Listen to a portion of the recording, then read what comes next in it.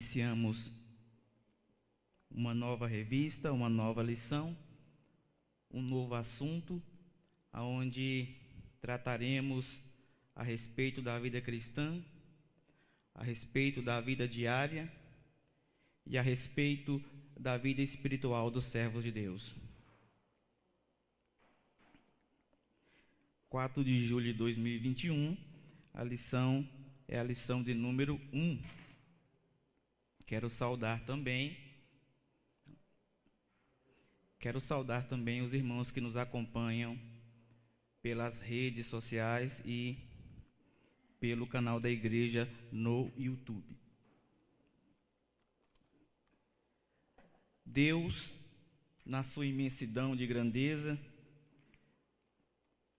no seu conhecimento de todas as coisas, Ele nos preparou o período anterior, o trimestre anterior, onde Ele me levou e te levou a conhecê-lo melhor. Nesta revista, nesse assunto, nesse trimestre, aprenderemos a caminhar um pouco melhor com aquele que nós também agora conhecemos um pouco mais.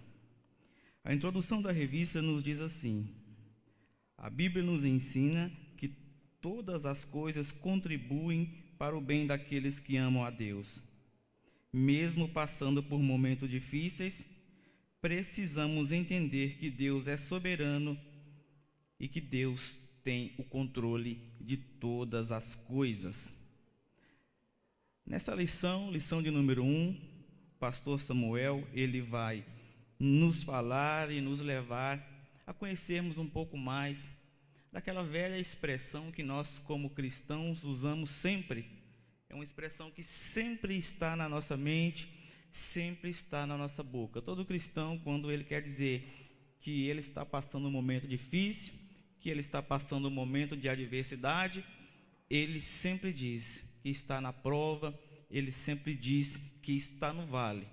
E isso já virou um jargão entre nós, já virou uma força de expressão, mas vai além disso, e nesse ponto nós vamos começar a entender de que o vale e o deserto, ele é bem mais sério e ele é bem mais profundo do que nós costumamos a tratá-lo. Fernando, como eu posso identificar se a minha vida, se eu me adentrei a um vale, se eu estou passando por um deserto?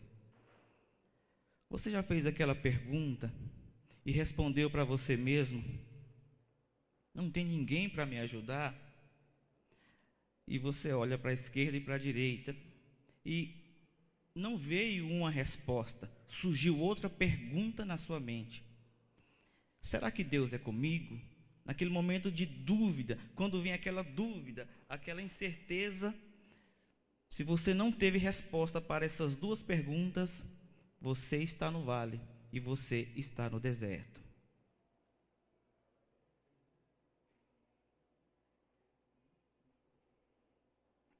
O tópico 1 diz assim: os propósitos da provação.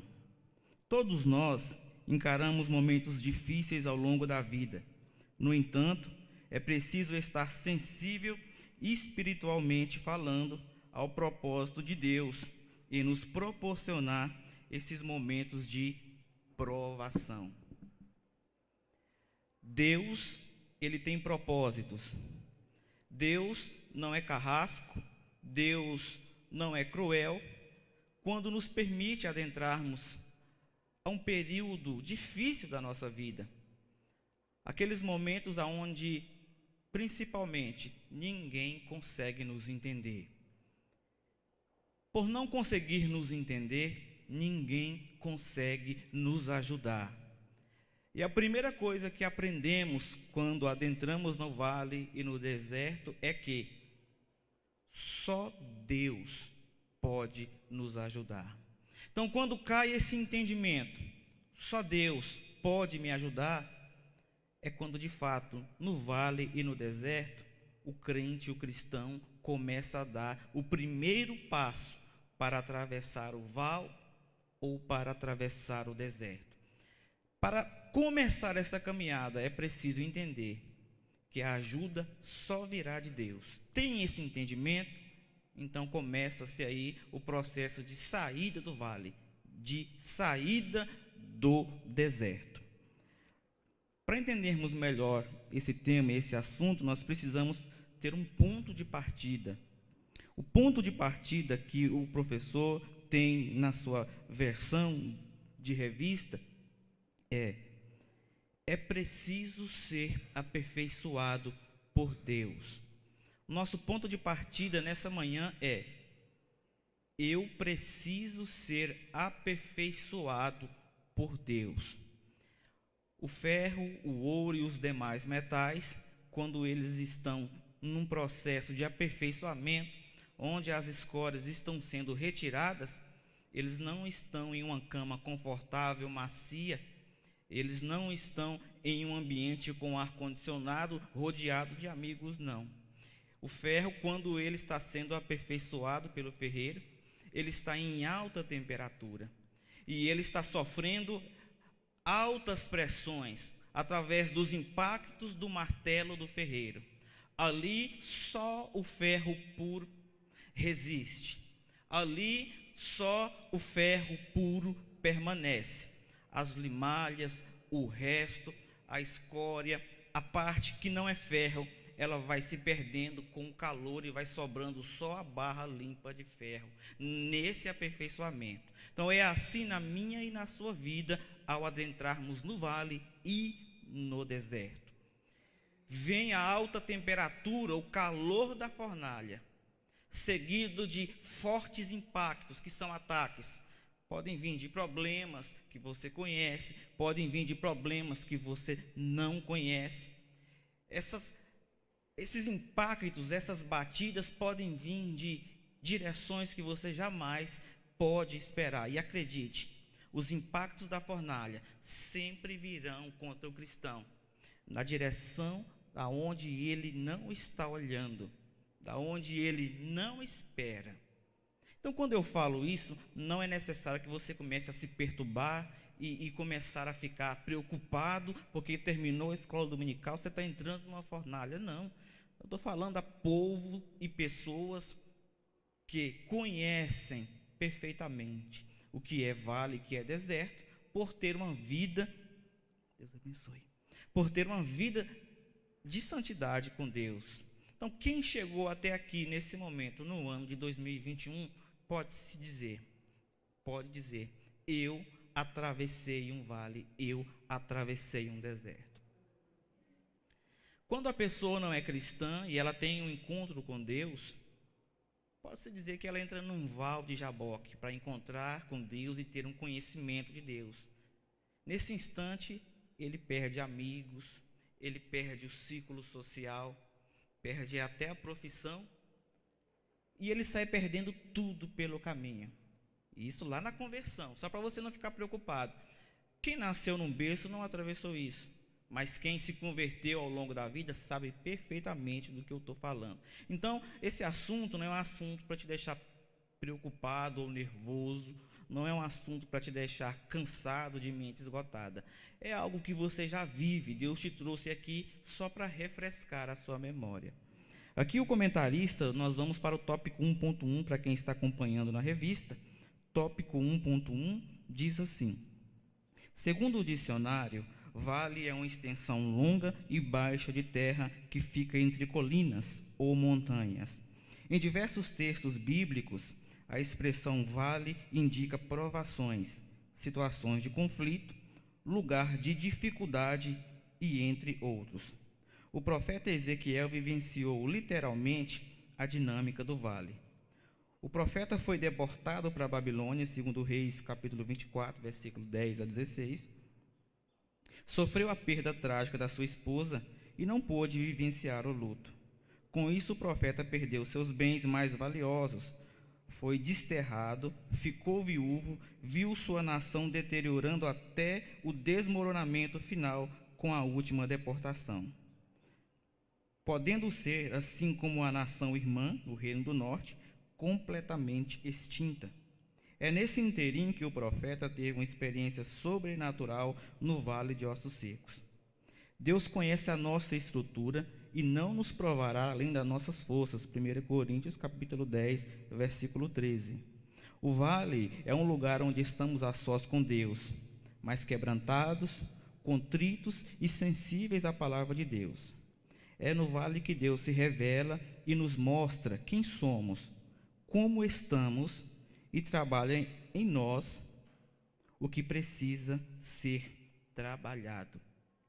Aqui, meus irmãos, na direção e no explanamento do comentarista, fica patente algumas coisas que saltam aos nossos olhos e ao nosso entendimento. Primeira coisa, quando se inicia o vale, o comentarista ele cita algumas coisas que vão começar a acontecer com o profeta Ezequiel. Para nós termos uma noção aqui um pouco melhor, para a gente se situar no período histórico e no período geográfico do profeta Ezequiel. O profeta Ezequiel, ele foi contemporâneo de Jeremias. Jeremias era, por que não dizer, a inspiração do profeta Ezequiel, uma vez que o profeta Ezequiel era mais jovem e Jeremias era o mais velho dos profetas daquele tempo.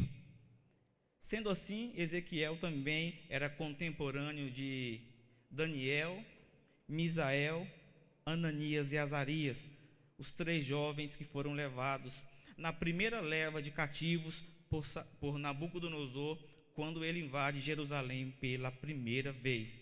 Daqui a pouco, o nome deles vão ser transformados em Sadraque, Mesaque e Abednego, e o de Daniel será transformado em Beltesazar, numa tentativa, num processo que o adversário também inicia para tentar transformar e deturpar a mente do cristão que está no vale, que está na prova. O adversário percebe que esse ferro está na forja e o crente, que é esse ferro, ele está sendo moldado pela temperatura, e o adversário percebe que há uma possibilidade dele também moldar esse ferro aí ao seu bel prazer. Mas ele se engana e ele perde, porque embora a temperatura seja alta, embora o ferro está ali disponível para ser moldado de acordo com o ferreiro, a Bíblia nos diz em 1 Coríntios capítulo 10, versículo 13, que Deus conhece a nossa estrutura e não vai nos provar além daquilo que a nossa força nos permite ser provado. Então, quem no vale e quem no deserto se desvia ou se afasta da presença de Deus e diz para você que não aguentou a prova, que não aguentou o vale, ele está te trazendo uma afirmação antibíblica. Não é bíblico, não é correto dizer, não é verdade dizer que se desviou da presença de Deus por causa da luta, por causa da adversidade e por causa do problema. Não é bíblico dizer assim. O correto aqui a se dizer é que existe um problema que não foi revelado pela pessoa que está desabafando com você e ela não está sendo totalmente sincera naquilo que ela está nos propondo em conversa.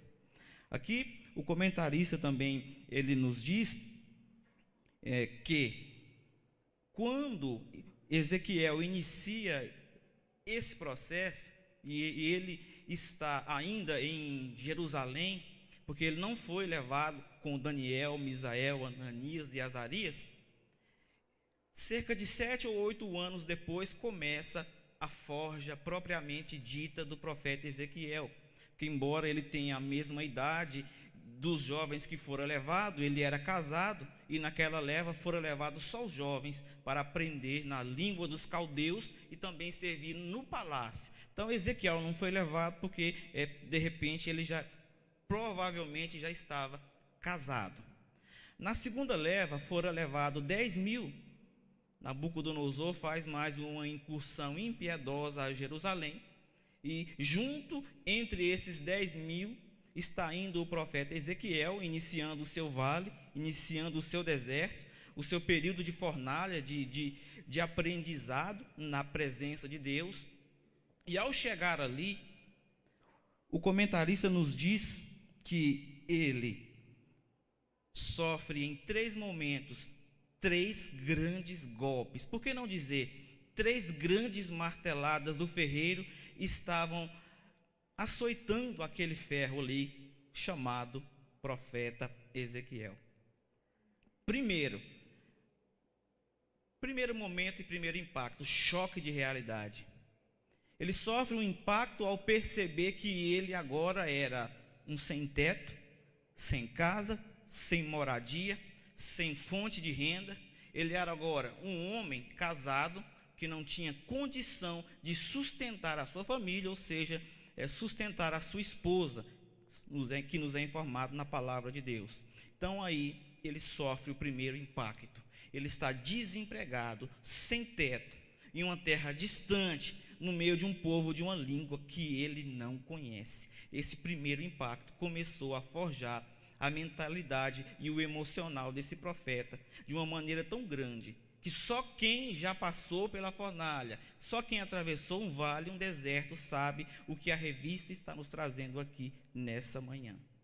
Eu tinha algumas anotações na minha agenda e por uma vontade maravilhosa do Espírito Santo, ela não veio. Então, as coisas que eu comecei a anotar às 5 da manhã, eu vou tentar trazê-la aos irmãos. E as outras que eu não lembrar, em uma outra oportunidade, eu vou lê-las. Segundo impacto, segundo momento da vida do profeta Ezequiel. Ele começa a olhar e ele começa a perceber que agora, primeiro, ele não tinha uma moradia e que segundo, ele agora sofre esse segundo impacto, porque ele começa a sentir a dor do exílio.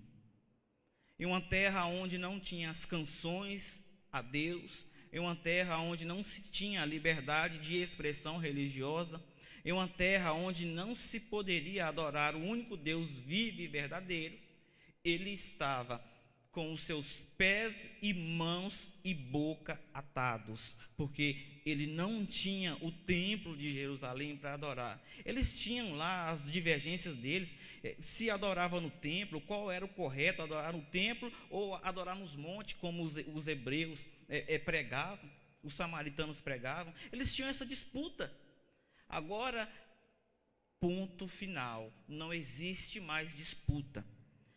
Quando olhamos para o primeiro capítulo de Abacuque, Abacuque está reclamando e dizendo a Deus porque o juízo está sendo pervertido em Jerusalém, os ricos estão comprando a sentença e os pobres estão sendo oprimidos e a violência está em toda parte.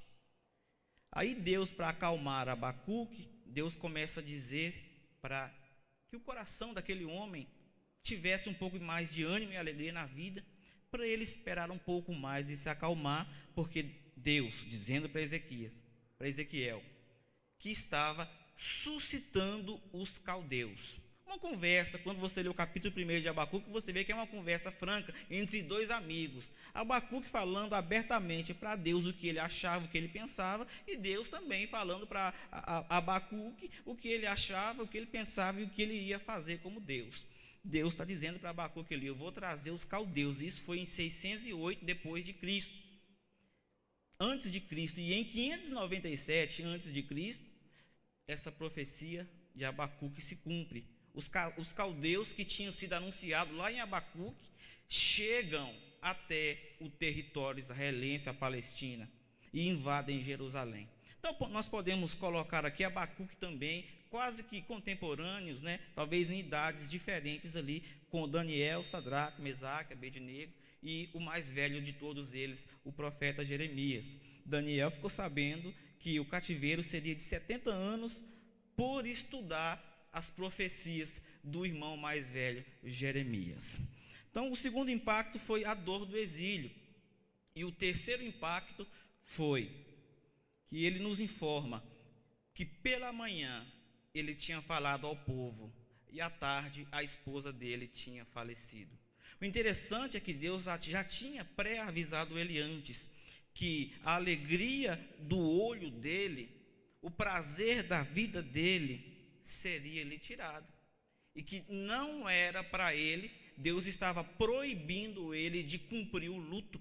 Deus estava proibindo Ezequiel de chorar pela sua esposa. Deus estava proibindo ele de comer o pão que eles levavam para as reuniões fúnebres de enterro judaico. Então esse homem, ele era um sem-teto, esse homem, ele era um exilado, e esse homem era um viúvo proibido de chorar pela morte daquela a quem ele tanto amava, pela mulher da mocidade dele, pela primeira paixão dele, por aquela que Deus havia lhe prometido de ser a sua adjuntora, aquela que iria acompanhá-lo até o último dia da vida dele, foi-lhe tirado. Então aqui nessa forja, ele sofre o terceiro grande impacto do martelo do ferreiro, moldando o caráter desse homem. Ele agora está sofrendo com a dor do luto, a dor da perda. Ele está enfrentando a morte, que a tudo anula. O homem consegue galgar grandes degraus e ele cresce, e ele se torna poderoso, e vem a morte, põe um ponto final em tudo, porque a morte é o ponto final da vida enquanto pensamos nela só no plano material, e o início da vida espiritual, que é eterna, com Deus ou sem Deus. Tópico 1.2, um lugar de fé. Nós estamos falando aqui de vale. Ao conduzir, tópico 1.2, um lugar de vale. Ao conduzir Ezequiel ao vale de ossos secos, Deus estava exercitando a fé do profeta. A experiência do cativeiro foi um golpe aterrador, tanto para a nação quanto para o homem de Deus. Mesmo que o vale de ossos secos não fosse algo literal, mas sim uma visão sobrenatural, ele expressava a trágica situação espiritual do povo. No entanto, Deus faz o impossível e mostra o seu poder para mudar a triste realidade e assim reavivar a esperança da nação. Na boca do profeta não poderia haver incredulidade, murmuração ou tristeza, mas sim a fé na ação poderosa do Espírito de Deus. Ezequiel 37, versículo 3 a 5. O profeta é desafiado a ter fé para então profetizar. Portanto, ter fé deve resultar em atitude de fé, pois a fé sem obras é morta. Tiago, capítulo 2, versículo 26. Ezequiel creu, profetizou conforme a ordem do Senhor, e o resultado foi poderoso. Ezequiel 37, de 7 a 10. Não podemos passar a vida inteira proclamando aos céus a impossibilidade da terra. Devemos sim proclamar na terra a realidade dos céus. Nada é impossível para Deus. Lucas 1:37. Tudo o que temos a fazer é crer no seu agir. Hebreus capítulo 11, versículo de número 6. Aqui o comentarista, meus irmãos, ele nos informa no tópico 1.1, no começo, que a trágica situação do povo, o estado atual que Israel estava em vida, fora simbolizado naquela visão do vale de ossos secos. O povo cativo, o povo oprimido em terras caldeias, era o retrato desse grande e vasto campo de cemitério, de ossos secos espalhados. Então Deus pergunta a Ezequiel: Ezequiel, porventura podem viver esses ossos? Sem fé é impossível agradar a Deus. Sem fé não se agrada a Deus. Ezequiel dá uma resposta de alguém que está desfalecido, de alguém que está num processo de transformação, de alguém que está enfrentando, e aqui há uma força diabólica, terrível, atuando num pano de fundo, que eu chamo de decepção. Um crente em santidade, pastor Isaac, ele não pode ser destruído por nada. Um crente fiel na presença de Deus, os irmãos veem que a caravana de Israel, ela não pôde ser parada por nada. A única vez que ela quase parou foi que um profeta, Balaão, sabia do segredo dos israelenses e ensinou a Balaque como destruir aquela caravana. Não, coloca mulheres bonitas na frente daqueles homens, faz eles se misturarem com mulheres estranhas, faz eles pecarem. E a única forma de parar aquela caravana é fazendo com que eles caiam em pecado. A única forma de parar um crente fiel. Mas existe uma arma diabólica e cruel que opera em um sistema que no tópico 1.1, o comentarista diz que o vale ele tem uma dinâmica. Se você for lá no tópico 1.1, o vale tem uma dinâmica. Dinâmica é uma palavra grega que no grego é dinamikos, que é a ciência que estuda o movimento e a força dos corpos. Mas, a grosso modo, quando nós falamos de dinâmica, nós estamos falando do funcionamento de alguma coisa. Entender a dinâmica de algum objeto é entender como ela funciona. Entender a dinâmica de um certo equipamento ou motor é entender como ele funciona. Então, funciona assim o vale, o deserto. Ele tem uma dinâmica de funcionamento. Existe o crente está em santidade. Ele está duro na queda, ele atravessa qualquer vale, ele atravessa qualquer deserto, porque ele está em comunhão com Deus. Ele está no corpo de Cristo, e o corpo de Cristo é indestrutível, é impenetrável. O corpo de Cristo não pode ser segurado nem na morte. E o crente em santidade, ele é inserido nesse corpo. A igreja é o corpo de Cristo. Eu sozinho não sou nada, eu sou fraco, eu sou pó e eu sou cinza. Mas quando eu venho para a igreja, que eu sento no banco da igreja, que o meu nome está escrito no rol de membro, e eu fui batizado nas águas, e eu fui batizado no Espírito Santo, e eu tenho o prazer de cumprimentar os irmãos com a paz do Senhor Jesus, nesse ponto eu faço parte, eu me fiz fazer parte de um corpo mais forte que o meu. E Ezequiel estava pronto para suportar tudo isso, mas na dinâmica do vale do deserto, ele está conhecendo uma força poderosa, que é a força da decepção, que a decepção, ela nunca dá a primeira martelada. Funciona assim a dinâmica. Vem uma traição, pode ser conjugal ou de um amigo. Vem. Somado com isso, vem a decepção de ser traído e de ser enganado pela pessoa que você mais amava, por aquele amigo que você mais confiava. É assim que funciona a dinâmica. Traição mais decepção. A decepção nunca te ataca sozinho. Não existe decepção sem um primeiro golpe, sem uma primeira martelada, não tem decepção. Um desemprego mais decepção. Uma desilusão amorosa mais decepção. Uma enfermidade mais decepção. Agora vamos olhar para o profeta Ezequiel. Ele servia a um Deus poderoso que tinha poder para abrir o mar, um Deus que controlava nuvens, um Deus que controlava coluna de fogo, né? Um Deus que tirou o povo de dentro do Egito com mão forte. Um Deus terrível, o Deus dos israelitas. Um israelita jamais poderia perder uma guerra. Ele jamais poderia passar uma situação dessa de se encontrar ser um sem-teto, de ser um desempregado, um desabrigado, um escravo em terra estranha, né? Um viúvo que não pôde nem chorar a morte da esposa. É inadmissível para um homem em santidade atravessar isso. Mas foi-lhe permitido enfrentar isso porque ele estava num processo de aperfeiçoamento. Ele estava atravessando um vale e ele estava atravessando um deserto. A decepção foi que ele jamais poderia enfrentar isso.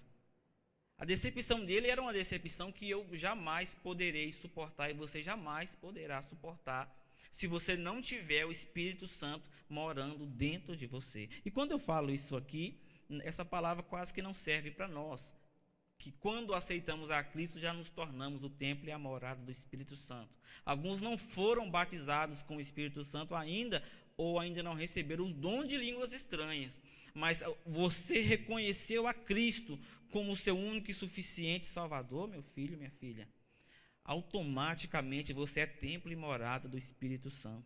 Ele está dentro de você, olhando em todas as direções, pelejando contra todos os seus inimigos físicos e espirituais. Mas aqui o profeta está um pouco sozinho, porque Deus está trabalhando na vida dele. Ele está enfrentando uma grande decepção que veio após a perda da esposa, que veio após o exílio, que veio após o desemprego e a pobreza e a miséria. E tudo que ele aprendeu ao longo da vida, porque nas notas de rodapé da minha Bíblia, o comentarista disse que ele tinha 25 anos de idade e estava se preparando para assumir uma função sacerdotal, quando ele foi levado cativo entre a segunda leva de 10.000. Então, para um jovem, aquilo ali, ainda mais o jovem que não tolera incoerência, o jovem não suporta incoerência. Tá? O pregador que prega uma coisa e vive outra, ele mata o jovem. O crente antigo, mais velho na fé, ele suporta isso, mas jovem não aguenta incoerência. Tá? Nós aprendemos já, pelo tempo de fé, a olhar só para Cristo. Mas a pouca idade, aí, por ser ainda neófito, embora nasceu num berço, ainda é neófito, ainda é jovem, não suporta incoerência. E isso, na vida de Ezequiel, foi um problema, porque ele ainda era jovem, mas ele suportou. Essa grande martelada moldou esse homem de uma forma tão grande, que eu acho que em um período de 5 anos, ele envelheceu 30, espiritualmente e mentalmente falando. Quantos de nós não olham para uma pessoa que tem tão pouca idade e você se assusta quando ela ou ele abre a boca? Parece que é um velho de 100 anos. Eu estou cansado de ver isso por aí. Você olha para a pessoa, você até assusta. Não vou falar no microfone para não estragar. Tem um menino na igreja tão abençoado, irmãozinho Caleb. Ele está lá com as crianças, eu creio, ou com os jovens. Com os jovens, hoje não temos a classe de criança. Um menino de Deus. As respostas dele, do eu aprendi que, aqui, impressiona os irmãos. Parece que foi um teólogo que deu a resposta, não é verdade? Eu não estou sendo um herege aqui, eu não estou sendo hipócrita. Os irmãos que estão aqui ao longo de todos os domingos sabem do que eu estou falando, é verdade. E isso envelheceu Ezequiel. A fornalha é um processo que nos faz envelhecer na presença de Deus. É uma tribulação que produz paciência, paciência, experiência, experiência, perseverança, perseverança, esperança, e a esperança não traz confusão. Tá? Quem anda com Deus e cresce com Deus não fica confuso.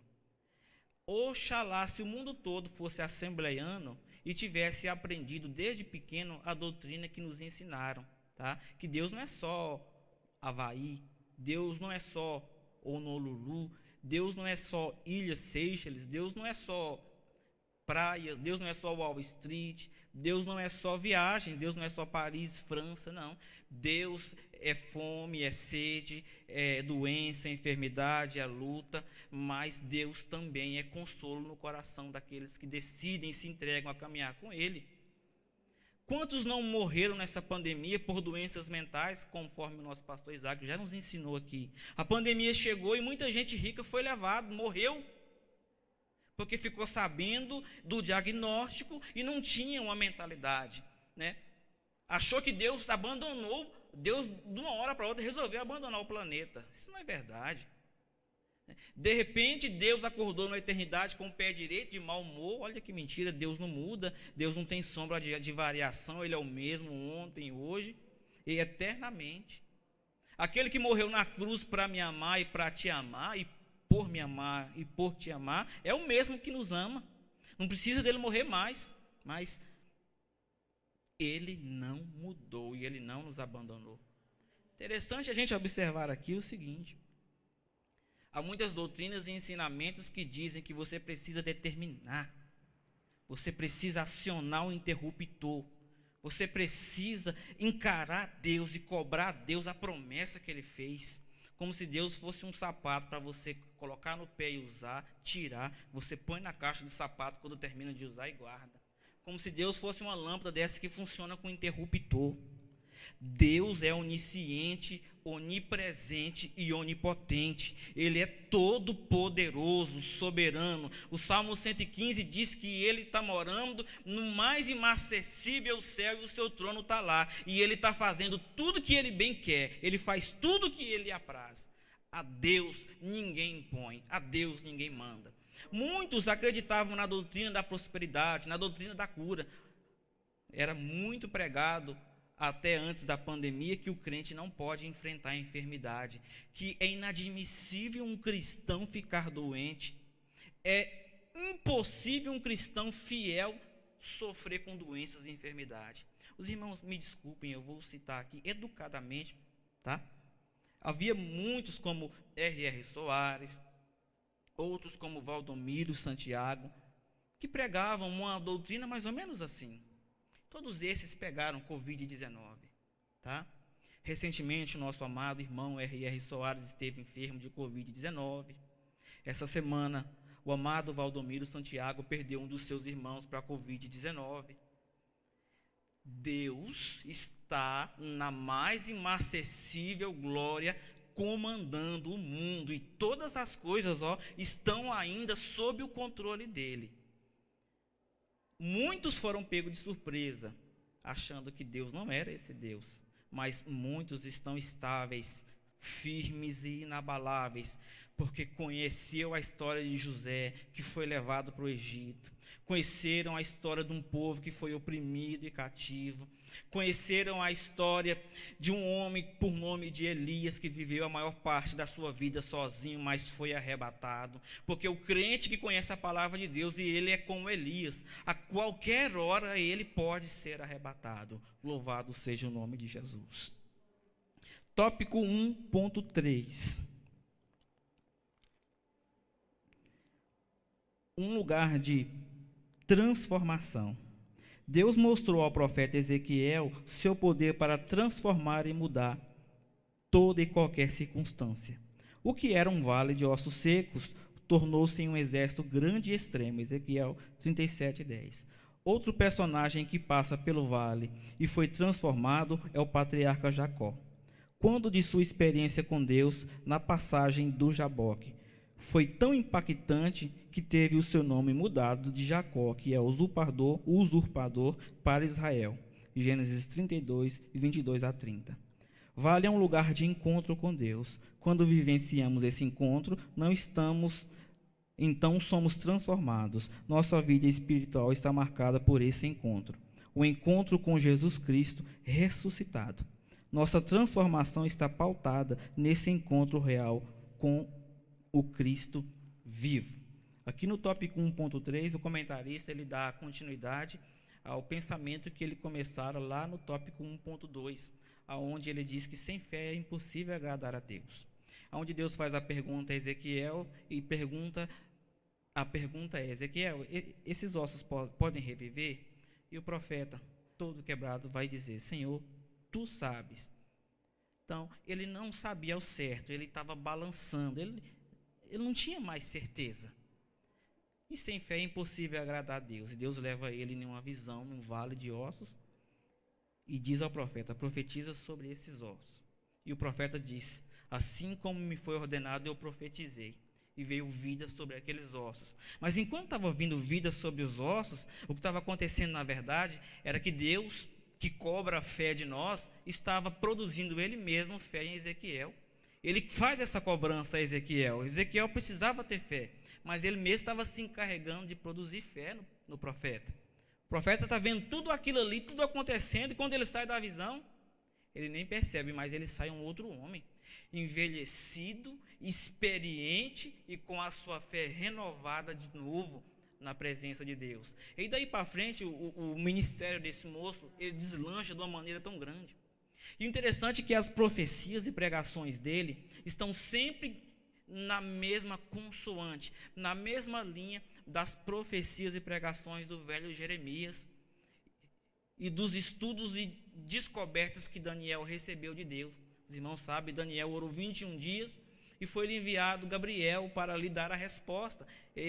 Daniel só queria saber se era realmente 70 anos que o cativeiro duraria para ele se acalmar e pregar ao povo.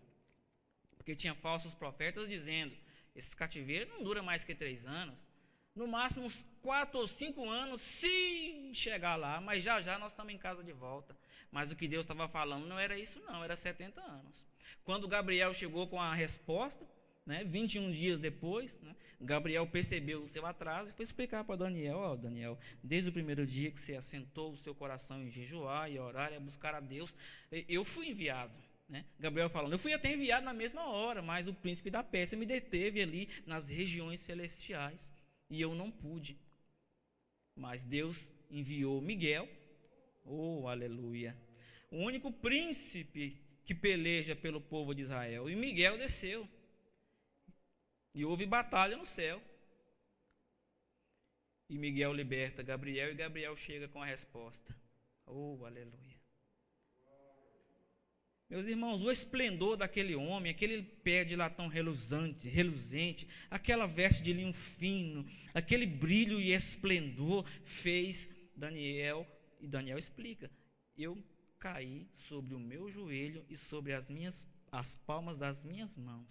Ele caiu numa posição assim bem chula, a grosso modo de dizer. Ele desfaleceu com a beleza daquele ser. E não era Jesus, não, era Gabriel. Com isso, eu tento imaginar como é Jesus, como é Deus que criou aquele anjo tão lindo, né? Se um ser humano não pôde suportar um anjo, como é Deus, de fato, em todo o seu esplendor e sua glória.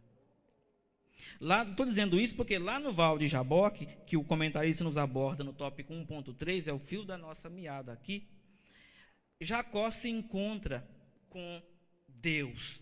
Não diz que é um anjo ali, não diz. E outra coisa, Jacó pergunta o nome dele, o varão, a Bíblia diz que era um varão, e o varão disse, por que você está perguntando meu nome?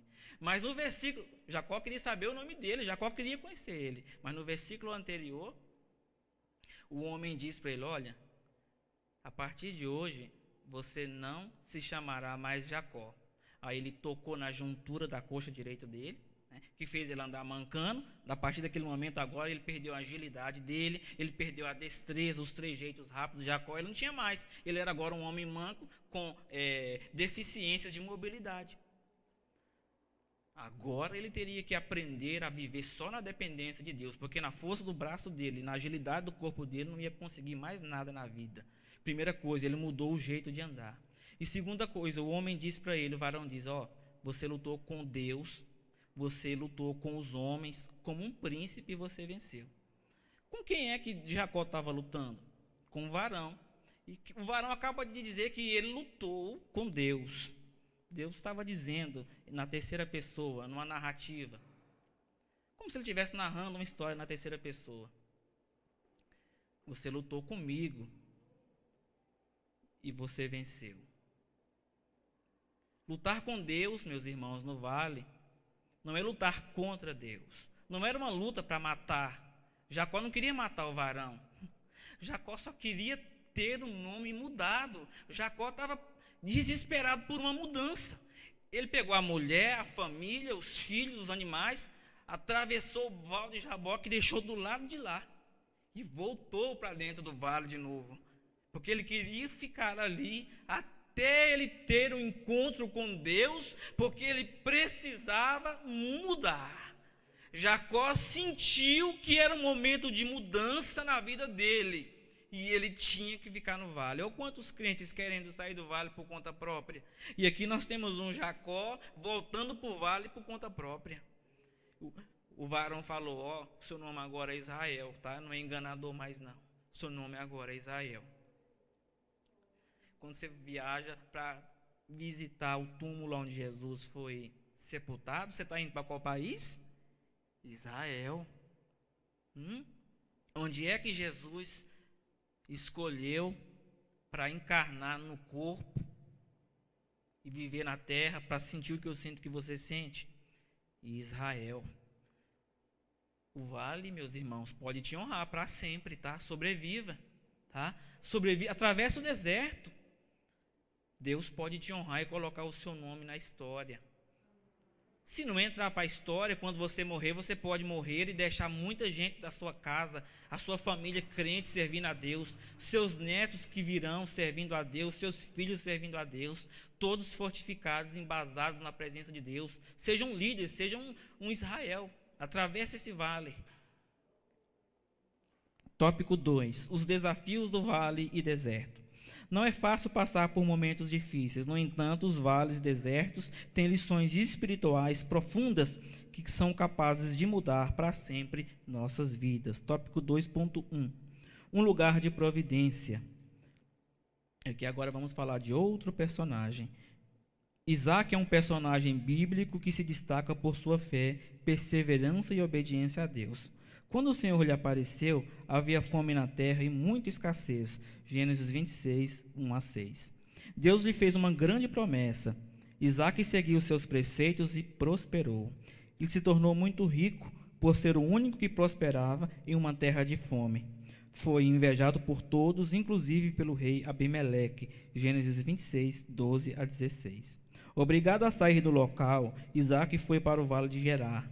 No entanto, foi no vale que ele cavou e encontrou um poço de águas vivas. Mesmo estando no vale, o Senhor Deus o abençoou. Gênesis 26, 17 a 18. É preciso entender que os desafios do vale não nos impedem de desfrutar da providência de Deus. Aqui Isaac é nos mostrado como alguém que vivia num período de fome e escassez, mas ele era o único que prosperava. Ele foi expulso porque aonde ele cavava, saía água. Cavava ali, tinha água. Aí o invejoso ia lá, a água secava. O invejoso cavava ali, não saía água. O Jacó ia lá e cavava do lado, a água. Isaac cavava, a água vinha, a água fluía. Isaac cavava de novo, vinha mais água, o invejoso cavava do lado, não vinha nada. Eles vinham e entupia os poços do irmão Isaac, enchia os poços dele de pedra, de pedregulho. Ele ia, cavava num lugar que ninguém queria cavar e vinha água. Não tinha jeito, Deus estava com ele. Tinha água, meus irmãos. Os irmãos vão ver que quando Moisés andava com a caravana pelo deserto, tinha uma rocha espiritual de onde todos bebiam daquela água.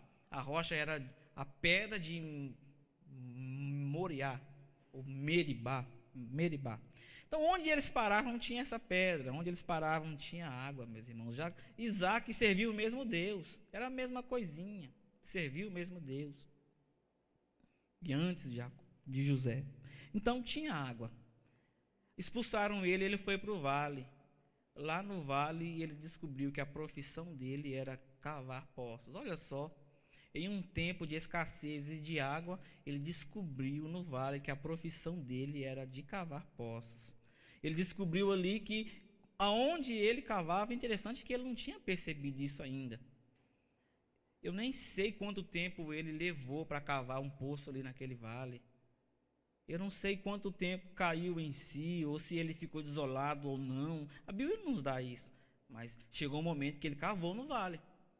E ninguém estava cavando no vale, mas ele cavou no vale e teve água. Isso nos mostra, meus irmãos, que não é o lugar onde estamos, não é a nossa profissão, não é a cidade onde moramos, não é quem é nosso amigo, não é quem nos persegue. É Deus na sua vida e é Deus na minha vida que vai fazer. No tempo dele, na hora dele, não é necessário nos preocuparmos. E mais, a gente aprende aqui que Deus é providência, viu? Deus é providência. Num período que o mundo atravessa uma crise econômica, financeira e sanitária, é importante para nós cristãos sabermos, através da vida de Isaac, que Deus é um Deus de providência, que Deus é um Deus de milagres. Louvado seja o nome de Jesus. Tópico 2.2, um lugar de provação. Outro personagem bíblico que merece destaque é Agar. Por pensar que o Senhor a tinha impedido de gerar, Sara, mulher de Abraão, fez uma proposta ao seu marido: deitar-se com Agar, sua criada egípcia, e gerar um filho. Gênesis 16, versículo 1 e 3. Quando soube que estava grávida, Agar começou a fazer pouco caso da sua senhora. Com o nascimento de Ismael e o passar dos anos, a convivência com Sara se tornou insuportável. Assim Abraão a despediu para que andasse errante pelo deserto. Gênesis 21, 14. No entanto, no deserto, Deus abriu os olhos de Agar para ver um poço. Ela tinha em mãos apenas um odre vazio, mas Deus lhe fez ver um poço, algo além do que necessitava. No deserto existem poços, que Deus abre os nossos olhos para ver a sua provisão. Gênesis 21, 15 e 19. Agar só tinha uma botija para colocar água, e Deus mostrou para ela um poço. O pastor Samuel, aqui, ele faz umas notas de rodapé na minha revista, e ele diz o seguinte, citando o teólogo Russell Shedd: Samuel cita Shed e Shed afirma que Ismael tinha em torno de 16 ou 17 anos. Embora a Bíblia chame ele de menino, é isso mesmo, porque a religião judaica e aquele povo, até os 30 anos de idade, se era menino, se era jovem. O profeta Jeremias começou a chorar e reclamar, porque Deus chamou ele para ser profeta, e ele fica lá aos berros e prantos, chorando e lamentando, dizendo que ele é uma criança, e ele tinha 30 anos de idade. Então, com 17 anos, então, é normal dizer que Ismael era um menino. Então, quer dizer que Abraão não mandou um bebezinho deserto afora. Sara não mandou um bebê deserto afora embora. Mandou uma mulher com um homem de 17 anos de idade. E Shed afirma, então, que quando Agar sai de perto desse menino, a Bíblia diz que Deus ouviu a oração do menino. Aí Shed quer dizer para nós o seguinte: Abraão não era bobo e mau nada. Dispensou o menino, mas antes ele tinha ensinado o menino a orar. Se esse menino orou a Deus, é porque o pai ensinou. Se esse menino conhecia Deus e o menino tinha certeza que ia ser ouvido, ele aprendeu com quem? Ele era filho do pai da fé. Tá? Abraão se tornou pai de todos aqueles que têm fé.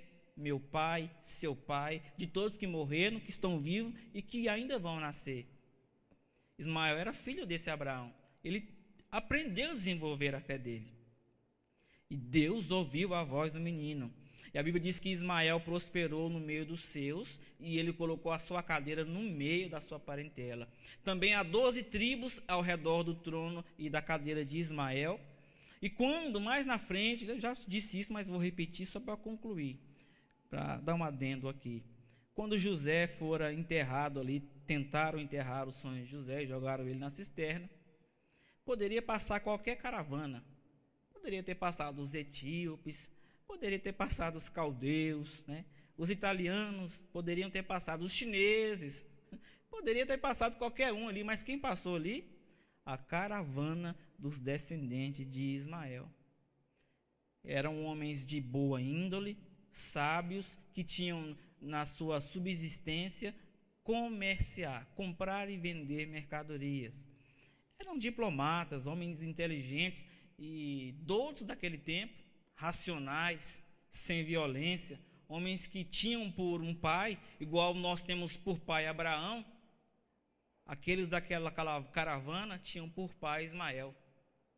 Quando Abraão morre, você vê lá no final do livro de Gênesis, que no velório de Abraão está quem? Velando o corpo daquele velho? Ismael e Isaque.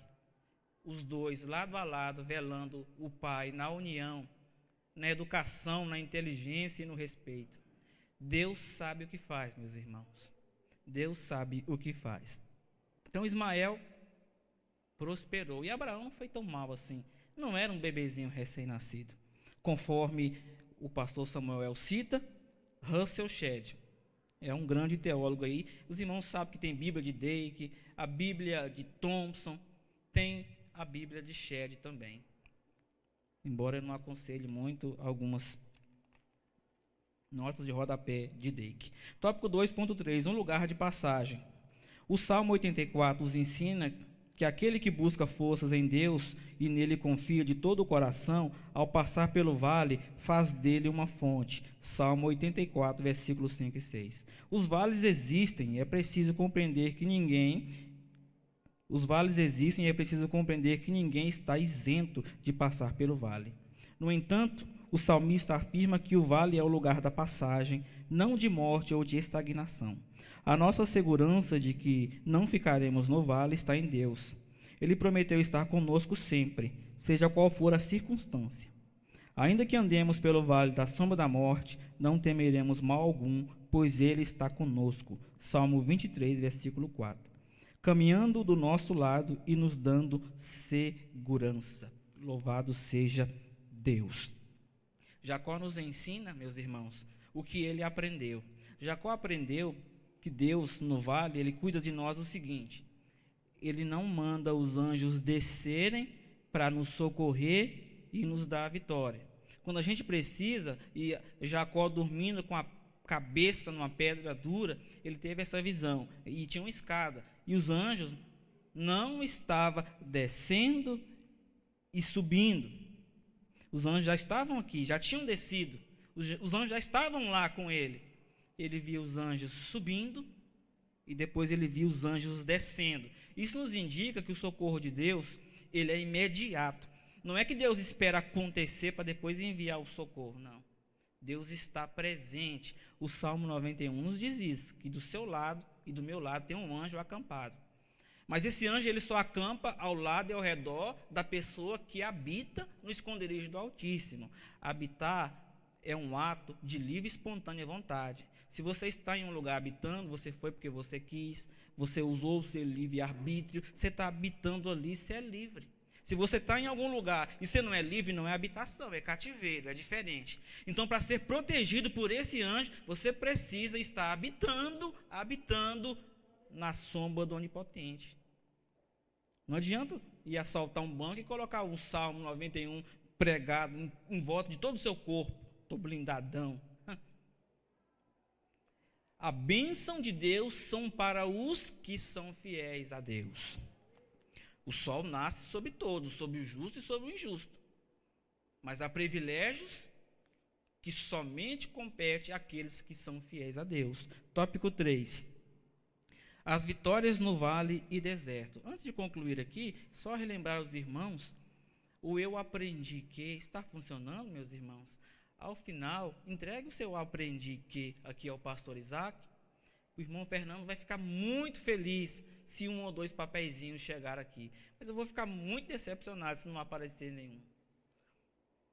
Amém? Rabisquem os papeizinhos, o Espírito Santo vai usar vocês nesse eu aprendi que. Depois vai estar pregado, assina embaixo, seu nome vai estar lá, na entrada da igreja, naquele quadro verde bonito, que a irmã Kelly Rodrigues colocou lá, com a autorização e ideia do nosso pastor Isaac Luiz. Pois bem, meus irmãos, vamos concluir, faltam-nos 11 minutos. Tópico 3, um lugar de buscar e adorar a Deus. Josafá, outro personagem, Josafá, rei de Judá, certo dia recebeu um aviso. Uma grande multidão resolveu ir à peleja contra ele. 2 Crônicas, capítulo 20, versículo 1 e 2. Para ele era impossível a vitória. Temendo, buscou ao Senhor e decretou um jejum nacional. 2 Crônicas 20, versículo 3 a 13.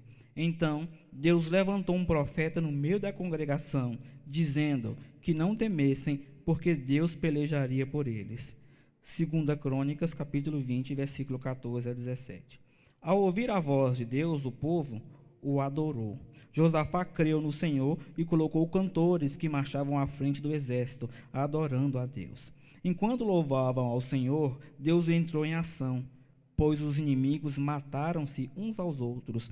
A vitória e os despojos foram tão grandes que o local onde eles se reuniram para louvar o Senhor se chamou Vale de Beraca, que é Vale de Bênção. 2 Crônicas, capítulo 20, versículo 18 a 30. Aqui, meus irmãos, quero fazer um rápido comentário. Há alguns críticos que dizem que muito sangue fora derramado no Velho Testamento, que os israelitas mataram muita gente. Mas esses críticos não param para ler a história como um todo.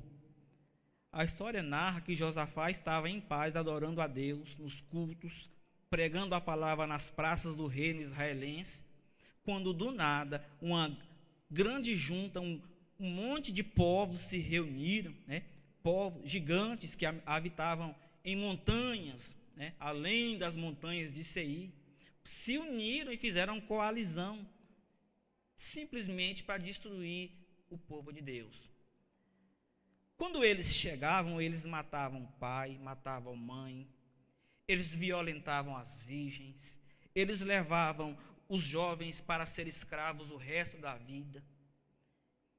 As perseguições daquele tempo não eram como hoje, a pessoa dá um dislike no seu vídeo, a pessoa te bloqueia na rede social, te manda uma indireta, essas picuinhas que a gente chama de perseguição, e até de certa forma vergonhoso o crente falar que está passando por uma perseguição hoje, enquanto nós estamos vendo aqui na Bíblia Sagrada que perseguição no tempo da Bíblia era espada, irmão Júnior. Eles invadiam a sua casa e ali eles iam te traspassar. se você não pegasse a sua espada também para pelejar, para defender a pureza da sua esposa, a pureza da sua filha, você seria atropelado como um tanque de guerra passando por cima de uma barraca. Era assim aquele tempo. Não é que o povo era mau e cruel, não. Era que os tempos eram maus e os maus tinham espadas. E Deus permitia, na dispensação daquele tempo, que eu, se estivesse lá, ou você, se estivesse lá, também defendesse os seus. Se assim você tivesse coragem de fazer. Porque não era simplesmente casar, não era simplesmente ter uma esposa naquele tempo. Era entender que você seria o general, o capitão, você seria o guarda do seu lar. Você não era só o provedor da casa, você era o guarda, você era o protetor, você era o general do seu lar. E era assim que as coisas funcionavam. Não é que Deus era mau e o povo era mau. Era matar ou morrer, meus irmãos. Essa era a verdade. Os críticos que dizem que o Velho Testamento derramou muito sangue, não compreendem ou compreendem e não querem enxergar essa verdade, no afã de discriminar a palavra de Deus. Irracionais. Tópico 3.2, um lugar de autoconhecimento.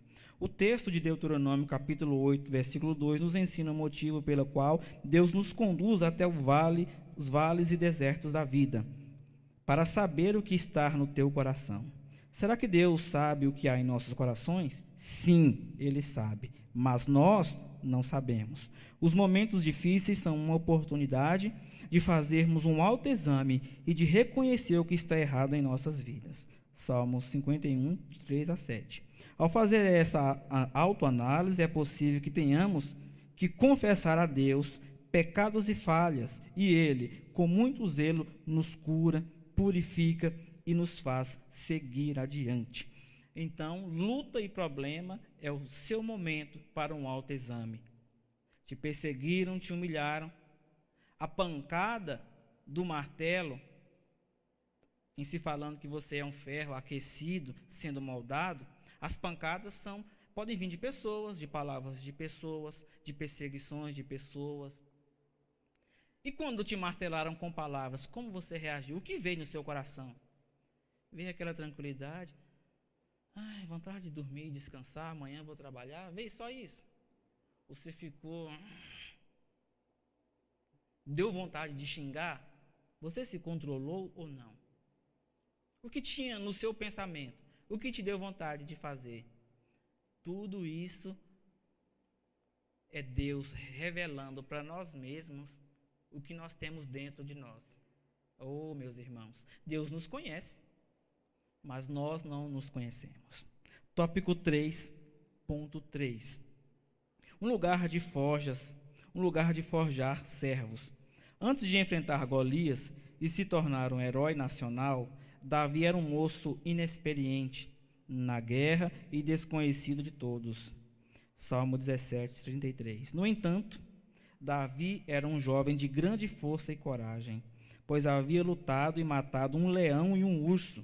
1 Samuel 17:34-36. Confiava integralmente no poder de Deus. 1 Samuel 17:37. E sabia que Deus que lhe daria vitória, pois a afronta de Golias não tinha sido contra ele ou a nação, mas contra o Deus vivo. 1 Samuel 17:37, 45 e 47. Enquanto Davi apacentava e cuidava de ovelhas, suas batalhas diárias estavam lhe forjando para momentos mais difíceis. A luta entre Davi e Golias ocorreu no vale, mas a guerra era do Senhor. 1 Samuel 17:47.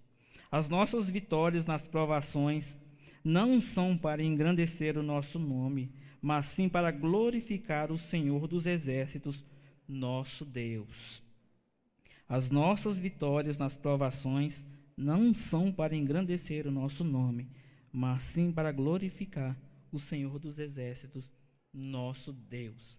Ainda falta 4 minutos e eu quero fazer um rápido comentário aos irmãos.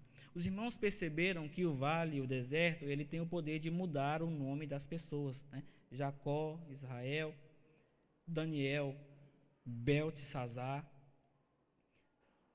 Misael, Ananias e Azarias, Sadraque, Mesaque e Abednego. Por que não dizer que Abrão passou um vale da infertilidade? Depois teve o nome transformado para Abraão. E Sara também foi transformado para Sarai ou Saara, lá no original.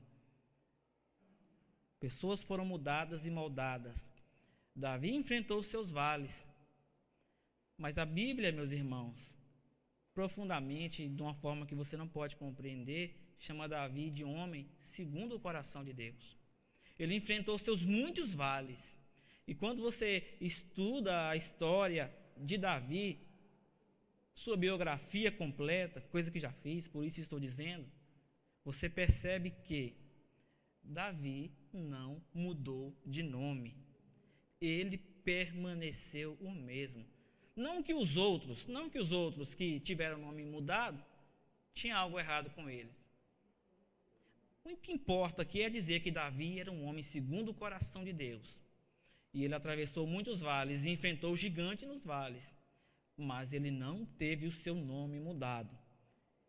Ele entrou sendo um homem segundo o coração de Deus e saiu sendo um homem segundo o coração de Deus.